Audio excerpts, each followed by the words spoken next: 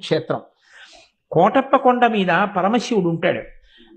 ఆ పరమశివుడు అక్కడ దక్షిణామూర్తి స్వరూపంతో ఉంటాడు. దక్షిణామూర్తి స్వరూపంతో ఉన్నటువంటి పరమశివలింగం ఉన్న ఏకైక క్షేత్రం బహుశः కొండ మీద నాకు తెలుసున్నంత వరకు ఆంధ్రదేశంలో కోటప్ప కొండ ఒక్కటే.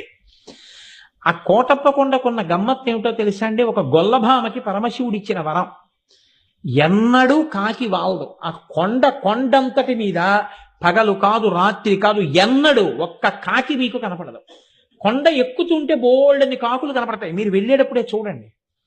మీరు కొండ ఎక్కుతారు కాబట్టి కోటప్ప కొండ ఎక్కేటప్పుడు చూడండి.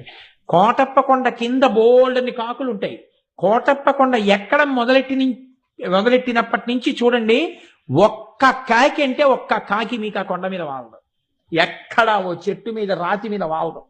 కారణం, ఒక గొల్లభామ రోజు అక్కడ ఉన్నటువంటి శివుడికి తీసుకొచ్చి అన్నం పెడుతుండేది.